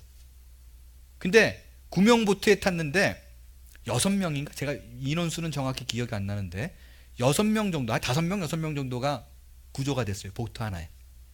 근데 먹을 게 다 떨어졌어요. 시간이 지나서. 근데 이제 바다에 물도 없잖아요. 양식이 없잖아요. 그래서 어떤 결정을 내렸냐면 요 6명이 제비를 뽑아서 뽑힌 사람을 죽여서 음료와 음식을 삼자로 결정을 했어요. 그래서 뽑았어요. 17살짜리 애가 뽑혔어요. 그래서 걔를 죽이고 그 피로 음료 삼고 그 몸을 고기 삼아서 5일인가 7일인가를 버텼다가 나중에 발견됐어요. 최대 다수의 최대 행복, 공리주의잖아요. 한 명을 희생해서 여러 명이 행복하게 됐어요. 이게 의로운 거예요? 세상의 의의 기준은 그거예요. 자, 시간이 많이 간 게 같으므로 좀 넘어갈게요. 율법의 행위로는 죄를 깨달을 뿐이다. 자, 4번 고린도전서 1장 17절에서 바울 사도는 자신의 전도 사역의 우선순위가 복음을 전하는 것이지 무엇이 아니라고 하였습니까? 고린도전서 1장 17절 읽겠어요. 시작. 오직 복음을 전하게 하심이로되 말의 지혜로워하지 않은 그리스도의 십자가가 헛되지 않게. 그러니까 종교의식으로 구원받지 않는다라는 거예요. 전통적으로요, 남침내 교단은 사도신경 외우지 않아요. 사도신경의 내용이 뭐 잘못됐다라는 것보다도 성경의 권위보다 우선되어져 있는 권위가 될까봐 사도신경을 하지 않습니다. 그것이 내용의 잘못 여부를 떠나서요. 그런데 여기에 종교의식으로 구원받지 않는다라는 건 뭐냐면요, 특별히 캐톨릭에서 많이 그러죠. 뭐 하나 잘못 거지면 죄의 경중의 무게를 신부가 결정하잖아요. 고해성사하면 뭐 했다 그러면 주기도문 뭐 300번 외워라 이러고 해결해요. 그 죄에 따라서 뭐 했다 그러면 사도신경 얼만큼 외워라, 어디 가서 봉사 얼만큼 해라. 내가 어떤 의식을 통해서 무언가 행함을 통해서 자꾸 씻음을 받으려고 그래요. 그럴 수 없다라는 거예요. 그 멕시코 깽단의 두목들이 대부분 캐톨릭 신자인 거 알죠? 영화에도 그런 거 나오잖아요. 그 사주 시켜놓고 누구 죽이라 그러놓고 본인은 성당에서 흰옷 입고 탁 예배드리고, 이거 하면은 끝나는 거, 죄가 깨끗한 받는 걸로 생각해서. 종교 의식으로 구원받을 수 없다. 교리적 질문. 십자가 위에서 구원받은 강도의 구원은 무엇에 근거하고 있습니까? 제가 말씀드렸죠. 그 즉시 그가 예수를 주로 고백한 믿음으로 오늘 네가 나와 함께 천국에 있을 것이다 라고 얘기했지, 이거 잠깐 풀어줄래요? 내가 얘 침례 좀 하고 다시 바뀔게요, 뭐 이런 거 안 했어요. 믿음에 의해서 구원받았습니다. 그런데도 불구하고요, 저는 형식을 완전히 무시하는 사람은 아니에요. 형식이 있어야 내용을 담습니다. 그 고 서영춘 코미디언이 아주 유명한 말을 했죠. 인천 앞바다가 사이다래도 뭐요? 곱부가 없으면 못 마셔요. 그거 아주 기억할 그런 말이에요. 세 번째, 하나님이 놓으신 다리 십자가입니다. 1번 로마서 5장 8절에 의하면 하나님은 인간을 향한 자신의 사랑을 어떻게 증명하셨는지요. 5장 8절 시작.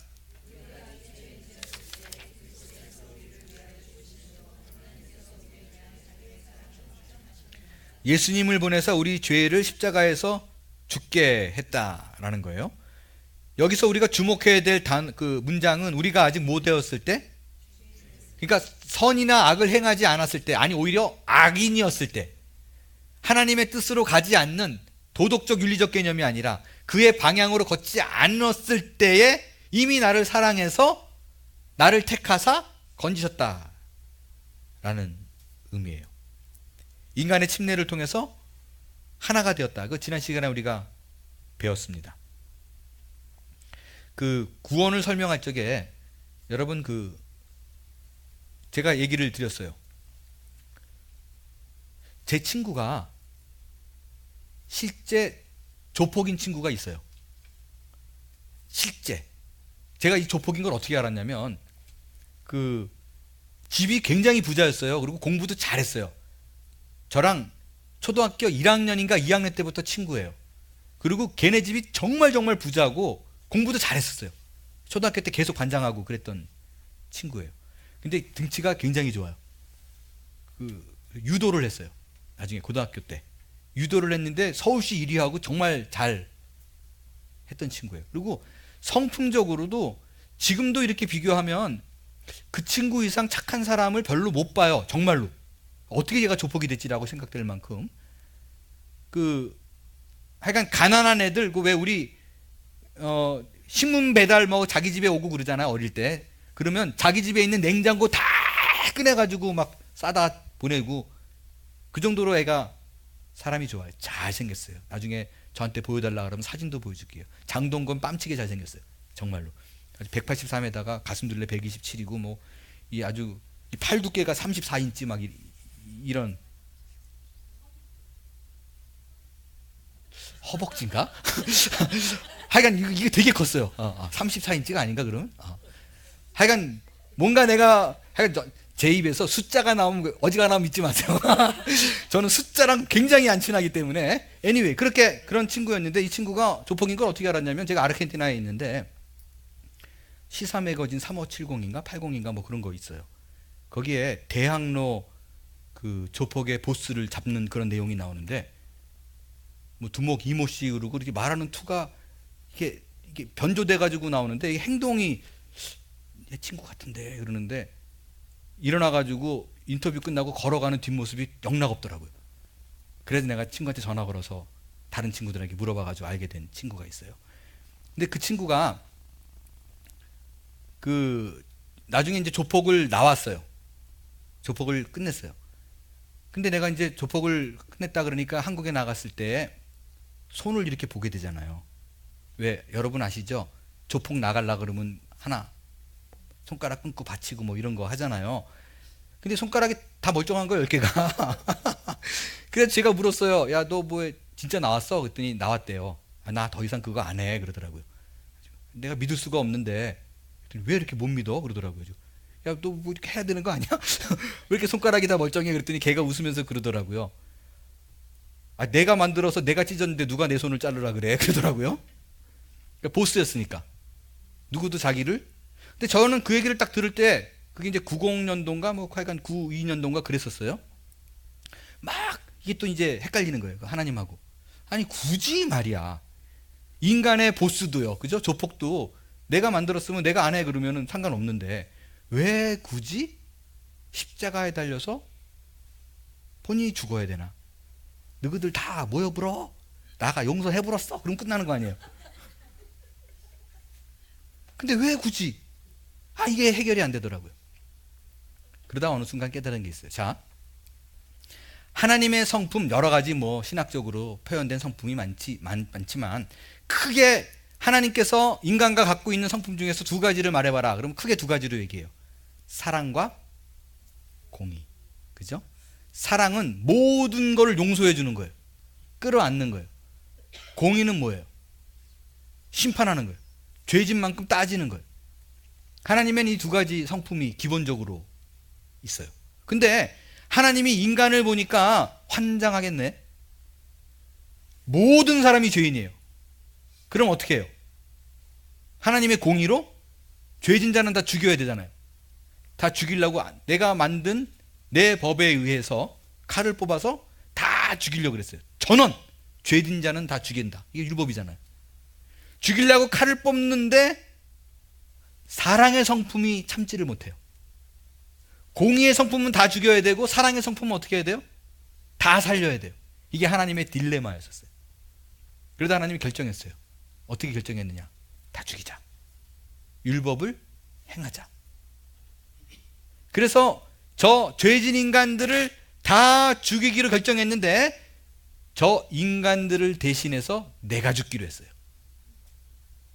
그게 십자가예요. 그래서 모든 인간들을 죽이는 인간이 되어서 공의의 성품을 만족해 했고 대신 죽음으로 말미암아 사랑의 성품을 만족해 했습니다. 그게 십자가예요. 여러분 이게 딱 정리돼서 나와야 돼요. 부르면 왜 돌아가셨냐? 그러면 사랑과 공의 성품이 있는데 이 두 성품을 만족해 하는 게 십자가다. 이게 나와야 돼요. 저는 그거를 깨닫는 순간 전율이 왔던 게 하나님은 자기가 말한 거 자기가 깨도 되잖아요. 누가 뭐라 그래요? 그죠? 근데 자기가 말한 율법을 자기를 희생하면서 지켜낼 뿐이라면 그가 한 모든 말은 다 믿을 만한 거잖아요. 너를 고아와 같이 버려두지 않겠다. 내가 너의 인생을 끝까지 책임지겠다고 말한 분이라면 자기 목숨도 버렸다면 그 말을 책임질 뿐이라는 거예요. 그래서 제가 기독교 신앙 외에 다른 어떤 것도 있을 수 없다. 그 사랑이 크다라고 그 헤세드를 강조하는 이유가 이런 종교가 없어요. 이런 종교가. 자, 넘어가겠어요? 요한복음 14장 6절에 의하면 예수께서는 인간과 하나님의 관계에서 어떤 선언을 하고 계신지요? 요한복음 14장 6절 읽겠어요. 시작.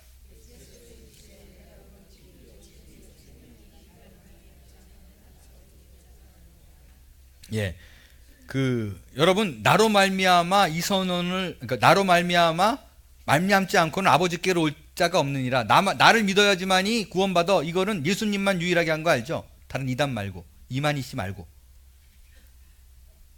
신천지 말고. 아까 말한 그 친구, 조폭이 됐다는 친구가 유도대를 들어가가지고 그렇게 빠졌어요. 유도를 잘해서 유도대학에 스카우트 됐었어요. 근데 당시에는 유도대학이 여러분 아시지만 80년대, 그때는 대부분이 그런 정치 깡패들이 많았었던 시대였었어요. 그랬는데 이 친구가 굉장히 참 단순해요. 순진하고. 어느 순간 같이 이제 신앙생활도 같이 어릴 때 같이 계속 했었거든요. 계속 했었어요. 근데 이 친구가 고등학교 2학년 때로 기억을 합니다. 한창 유도를 열심히 할 때였었는데 어느 순간 갑자기 수영아 나 교회 안 다닐래 그러더라고요. 왜 그랬더니 시험에 들었대요. 왜 그러냐고 그랬더니 아니 너무 예수님이 이기적이라는 거예요. 좀 다른 종교처럼 폭넓게 착하게 살면 구원받는다 이러면 되는데 나를 믿지 않으면 아니 나 도대체 그럼 나머지 사람들은 뭐냐? 이 세상의 인구가 꼭 예수만 믿는 사람이 있는 거 아닌데 그 사람들 다 지옥 가? 그러면서 하는 얘기가 우리 어머니 아버지는 불교인데 그럼 지옥 가? 그 생각하니까 너무 화가 나가지고 예수를 못 믿겠대요. 그다음부터 나 이제부터 교회 안 나가 그러더니 진짜로 교회를 떠났어요. 근데 3개월인가 4개월인가 정확히 기억이 잘 안 나는데 다시 교회를 나왔어요. 그래서 너 어떤 일이냐 그랬더니 그 친구가 이런 얘기 하더라고요. 자기가 집에서 굉장히 많은 생각을 했대요. 여러 가지 종교를 놓고 머릿속으로 생각을 했는데 가만 생각해 보니까 나 아니면 구원 없어라고 말하는 거는 예수님밖에 없잖아요. 그러니까 기왕이면 안전한 데 가서 예수 믿는 게 낫지 않겠느냐. 다른 데 어문 데 가가지고 앉았다가 아니면 어떡하냐. 그래서 그냥 그렇게 말하는 게 논리적으로 말이 안 되는 것 같아도 그렇게 말한 사람 밑에 있는 게 좀 안전한 것 같아서 나오기 시작한다고. 그리고 쭉 나오더라고요. 이게 되게 웃기는 얘기인데 여러분 이것처럼 사실 정답은 없어요. 그렇게 말한 사람이 그분밖에 없으면 뭔가 이유가 있겠지. 그러고 믿는 거예요. 여러분 그리고 기독교는 말고는 다른 종교들은 대부분 다 많이 변질됐어요. 한국의 불교도 제대로 된 불교 아닌 거 아시죠? 불교는 원래 뉴에이지처럼요 자기가 득도해서 신이 되는 거예요. 도를 깨닫는 자가 되는 거예요. 근데 석가모니가 언제 자기를 불상 만들어놔가지고 그 앞에서 빌라 그러면 내가 복 들어준다고 이런 말 한 적이 없거든요. 다 토속 종교와 섞인 거예요. 아르헨티나도 다 캐톨릭이다, 캐톨릭 국가라 그렇게 얘기하는데 가보면 아니에요. 가보면 다 그냥 자기가 믿는 토속 종교랑 섞였어요. 결혼 못하면 성자 산 안토니아에 가서 빌고 사업이 안 되면 어떤 성자에 가서 빌고 성경에 없는 거예요. 원래 캐톨릭도 아니고. 자, 3번 요한복음 5장 24절에서 예수께서 말씀하신 세 가지 약속은 무엇이며 이 약속들이 실현되기 위해 필요한 두 가지 조건은 무엇입니까? 요한복음 5장 24절 읽겠어요. 시작.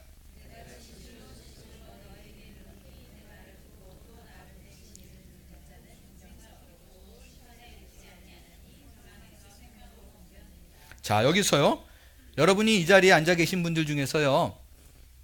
나는 헬라어 모르는데요 라고 해도 해석이 딱 가능한 거 하나 있는 거. 여러분이 아는 헬라어가 하나 있어요. 여기에 여러분이 누구나 다 아는 헬라어가 하나 등장합니다. 내가 진실로가 헬라어로 뭔지 아세요? 예, 맞습니다. 아멘이에요. 아멘. 아멘, 아멘 이거예요. 내 말을 듣고 또 나 보내신 이를 믿는 자는 영생을 얻었고 심판에 이르지 않냐하니 사망에서 생명으로 옮겼느니라. 그래서 중요한 단어가 나오는데요. 일단 여기서 사망에서 생명으로 옮겼느니라 라는 말이요. 한국말에는 없어요. 사실은 이게 제대로 된 번역이 아니에요. 그래서 이 번역본 갖고는 부족해요. 영어 성경에는 현재 완료예요. 이 말은 뭐냐? 그러니까 과거형 그러면 he went잖아요. 그냥 갔다. 가서 뭐 거기 있는지 여기 다시 돌아왔는지 몰라. He went 그러면 그냥 갔다는 거예요. 근데 he's gone 그러면 뭐를 나타내요? 현재 완료란 말은 여기 없다는 거예요. 분명한 건. 그래서 팝송에 she's gone 그게 되게 슬픈 거잖아요. 여기 없으니까. 근데 여기서 표현된 사망에서 생명으로 옮겼느니라는 게 현재 완료예요. 그러니까 사망에서 생명으로 옮겨졌대요. He has crossed over from death to life라고 돼 있어요. 그러니까 신자는 옮겨졌어요. death에 없어요. From death to life. 여기에 없다는 걸 강조하기 위해서 현재 완료를 썼어요. He has crossed over. 여기서 우리가 또 헷갈리지 말아야 되는 게 세 가지 약속이 있어요. 첫 번째가 영생을 얻었다는 게 있죠. 자, 절 보세요. 두 번째가 있는데 여러분이 죽으면 당장 어떤 일이 벌어져요? 심판 받아요, 안 받아요? 예, 맞아요. 근데 이거를 정말 많이 몰라요.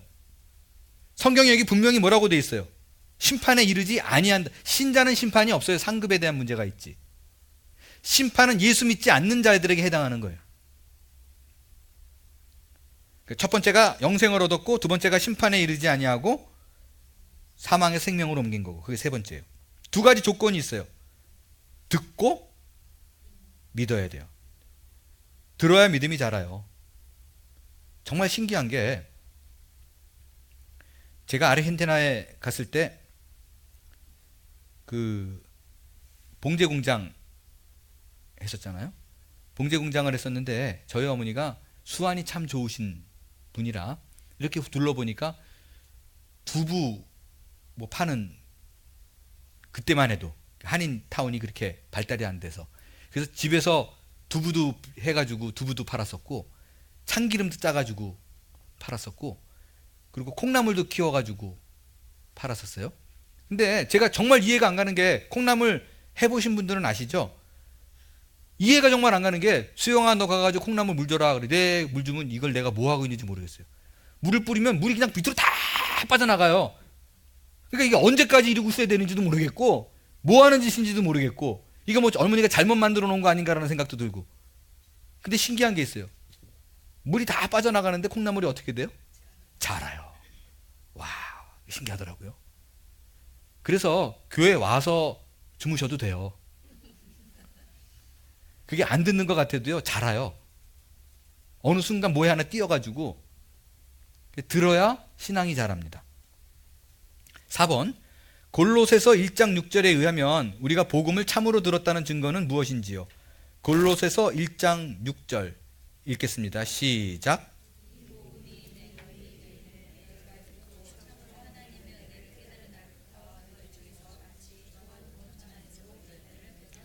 중요한 게 교회를 얼마나 오래 다녔는가 중요하지 않아요. 내가 성경 공부를 했느냐 안 하느냐 꼬박 기도하느냐 안 하느냐도 중요하지 않아요. 은혜를 깨닫는 게 중요해요.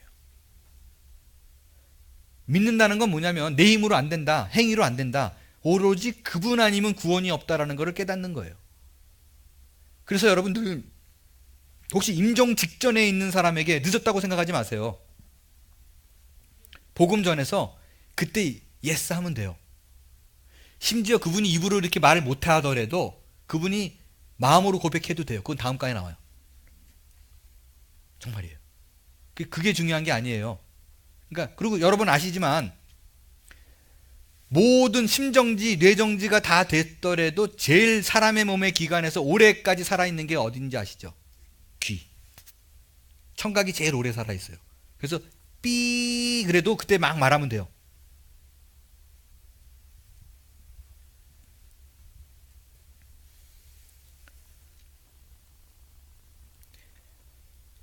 내가 모태신앙이다 뭐 이래도 지금 여러분 스스로 질문해요. 부탁합니다. 내가 정말로 예수 아니면 없다라고 믿고 있는가? 하나님의 은혜를 내가 알고 있는가? 그 장세규 목사님도 그런 표현 쓰시더라고요. 본인이 어릴 때부터 성경 공부를 개척교회 목사였으니까 가르쳐왔고 그죠?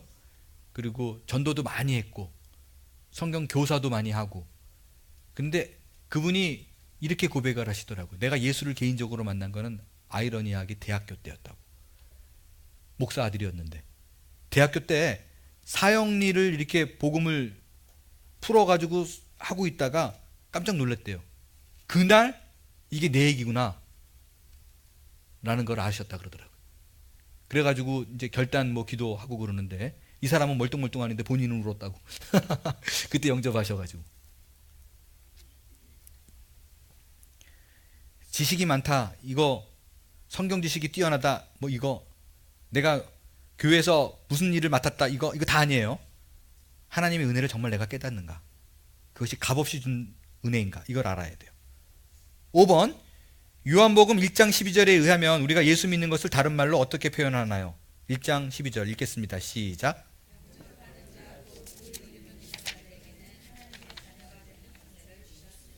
예, 영접하는 거예요. 스스로 물어보세요.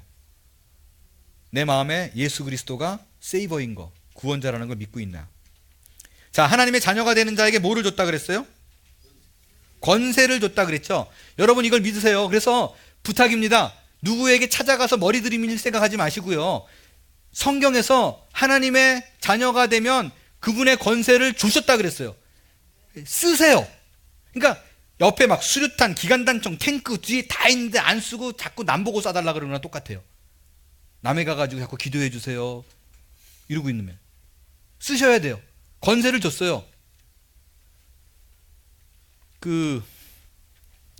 제가 말씀드렸지만 저의 외할머니는 무속인이셨어요. 그래서 내가 예수를 믿었을 때에 내가 스스로 끊임없이 확인되어지는 거는, 내가 지금까지 초등학교 때 6학년 때까지 알고 믿고 있었던 그 신보다 예수님, 그 하나님이 더 강했어야 됐어요. 그래서요 여러 가지 테스트 많이 했었어요. 제일 먼저 한 게 말씀 잠깐 드렸었는데, 수요 모임 때는 좀 구체적으로 얘기를 했었고, 제가 했던 건 뭐였냐면, 제일 먼저 이거를 정말 좀 결단을 내려야 되겠어요. 그래서 제일 먼저 한 게 뭐였냐면, 중학교 1학년 때 그 미션 스쿨을, 경신중학교를 들어가고 나서 집에 있는 부적들을 다 띄었어요. 어머니 모르게 베개 속에 들어있는 거 막 뜯어내고, 괜찮은가 안 괜찮은가. 그때 별일 안 나더라고요. 그 다음에 한 일이 뭐냐면, 할머니 안 계실 때 법당에 올라가서 그 앞에서 찬송가 부르는 거예요. 불상 이렇게 놓고. 그럼 어디가 부러지고 걸리고 그럴 줄 알았거든요. 근데 그런 일이 안 생기더라고요. 이게 그러니까 단번에 그런 게 아니라 이게 한 수년에 걸쳐서 차곡차곡 한 일이었었어요. 그 다음에 한 일이 뭐냐면, 제가 이제 한 고등학교쯤 딱 돼가지고 한 3년 지난 다음에는 정말 담대한 마음이 생기니까, 그거 이렇게 법당에 있는 그 문으로 이렇게 닫아놓은 유리문이 있거든요. 그 불상 쫙 열어가지고 그 석가모니 이렇게 많은 불상, 그 금불상 이렇게 볼때기 막 때려보기도 하고, 이렇게 해보기도. 해봐. 이거 해봤어요, 진짜로요. 왜냐하면 이래가지고 나한테 아무 일이 없어야지 내가 계속 다닐만 하는 거 아니에요. 근데 진짜 아무 일 없었어요. 누가, 제가 이거 어디서 얘기를 했더니 막 도전돼가지고 자기 집에 이렇게 있는 이렇게 작은 우상들이 있었는 모양이에요. 그래서 큰맘 먹고 발로 다 차봤대요, 이렇게 집에 가서. 그랬더니 한 2시간 다리 저리고 끝나던데요. 해보세요. 여러분 권세를 줬다 그러잖아요. 근데 써먹어야죠. 저는 어릴 때 기억이 아직도 있어요. 이건 아주 어릴 때인데, 그러니까 믿자마자 한 중학교 1학년 뭐 그때인데, 아마 제 기억으로는 망울이었던지, 약간 공동묘지예요. 공동묘지 낮에 친구들하고 약속을 했어요. 그 낮에 산에 올라가가지고, 공동묘지 산에 올라가가지고 뭐 빨간 거 파란 거 리본 걸어놓고 밤 12시에 그거 건져오기. 저 혼자 갖고 왔어, 저 혼자. 정말로 6명인가 출발했는데 도중에 다 내려가고 부시럭거리 막 소리 내려가고, 저 혼자 막 찬송가 부르면서 올라가가지고 그거 가지고 내려왔어요. 해보세요. 그래가지고 좀 확인해야 될 거 아니에요. 내 시가 믿는 예수님이, 그 하나님이 정말 센 신인지. practice.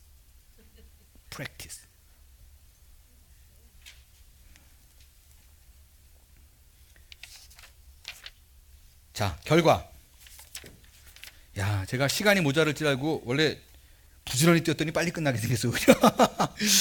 결과. 요한계시록 3장 20절에 의하면 우리가 예수님을 영접하기 위해서 해야 할 일이 무엇입니까? 요한계시록 3장 20절 시작.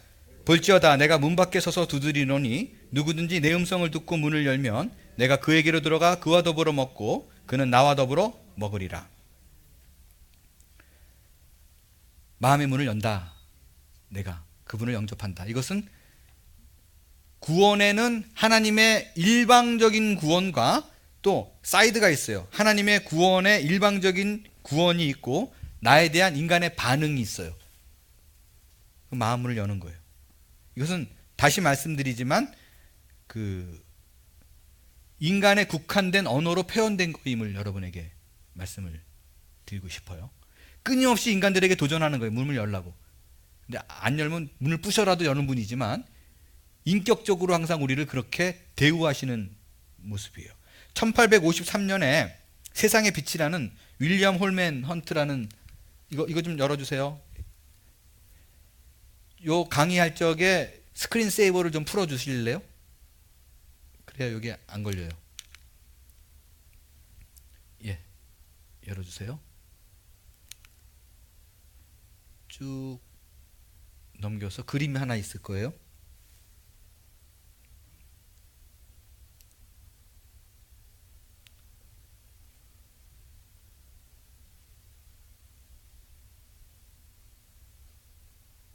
예, 그림이에요. 좀 열어주세요. 크게.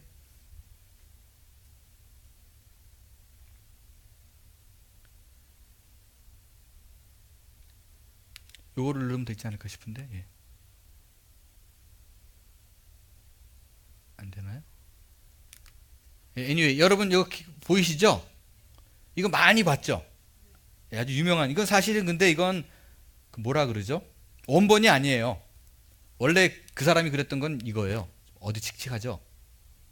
그래서 요거를 좀 다른 사람이 좀 밝게 바꾼 건데, 이게 이제 바로 요 본문이거든요. 내가 문 밖에 서서 두드리노니 라는 거예요. 근데 요 그림을 잘 보면요, 손잡이가 없어요. 손잡이가 없어요. 그러니까 예수님이 안 열겠다, 네가 열어라, 이런 것을 의미 담아서 만든 작품이라는 거예요. 2번, 누군가 우리 집 문을 두드릴 때 그를 영접하려면 우리는 두 가지를 먼저 알아야 됩니다. 그가 누구인가와 그는 왜 내 집에 들어오려 할까? 다음 질문에 답하십시오. 예수는 누구인가? 첫 번째, 그는 뭐다? 구주, 구원자, 메시아다. 우리를 위해 십자가에서 죽었다. 죽으신 것이다. 두 번째, 그는 두 번째 뭐예요? 주님이십니다. 그러니까 나는 예수를 믿어. 뭘 믿는데? 그러면 두 가지가 나와야 돼요. 구원자이고 주님이다. 근데 여러분, 이 주님을요, 주님 이렇게 부르지 마세요. 지금부터. 주님에 대한 느낌을 확실하게 올라면 주인님 그러셔야 돼요. 이게 없으니까 자꾸 주님이 종 됐잖아요. 그래서 요즘은 목사도 뭐라고 얘기해요? 주의 종이라고 얘기 안 하고, 주님의 종이라고 얘기 안 하고 주의 종님이래요. 뭔가 잘못돼도 크게 잘못됐어요. 그죠? 주님에는 님자가 빠지고 주의 종님이래요. 이게 이런 개념이 없어서 그래요. 주님 그러면 내가 마치 부르면 달려나와가지고 내 문제를 해결해 주셔야만 되는 분, 이러고 생각하는데 어떻게 보면 그런 명사로 고착화된 것 같아요. 주인님이에요. 주인님.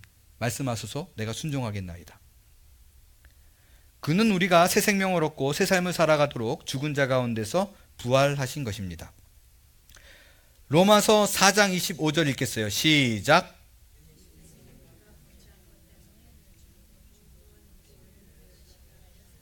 내줌이 됐다는 게 뭐예요? 죽음에 넘겨주었다라는 거예요. 넘겨졌다. 대신 죽었다. 의롭다 하시기 위해 살아나셨대요. 자, 여기서 질문할게요. 저를 보세요. 거의 마지막으로 왔어요. 원래 그 2시간 넘어야 되는데 저 비디오 용량이 2시간 10분 정도인가 20분 정도밖에 안 된다 그래가지고 말을 막 빨리 하고 나갔더니 빨리 끝나게 생겼어요. 더 좋아요? 자, 여러분 질문할게요. 여러분은 의인이에요? 죄인이에요? 죄인이에요. 아유, 그럼 구원 못 받았네. 웃자면 좋노. 구원 못 받았어요. 그죠? 죄인이니까. 맞아요? 그럼 뭐예요? 예?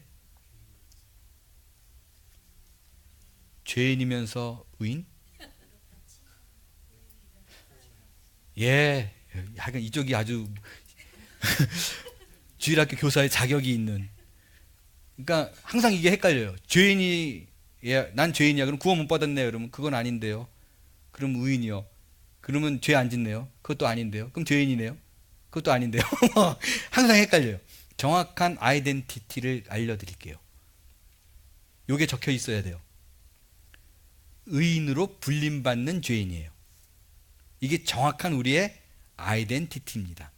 죄인이냐 의인이냐 할 적에 본질은 죄인인데 의인으로 불림받는 거예요. 그게 칭의입니다. 의인으로 불림받는 죄인.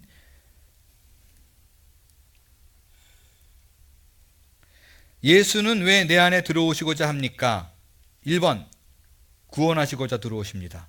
2번 우리를 새 삶, 새 생명으로 인도하시기 위해 들어오십니다. 예수님을 영접하는 것은 당신의 영원한 운명을 결정하는 중요한 선택입니다. 개인적 질문. 그렇다면 이제 자신에게 진지하고 정중하게 나는 과연 예수 그리스도가 참으로 누구인가를 깨닫고 그를 나의 구주와 주님으로 영접한 사실이 있는가를 물어보아야 합니다.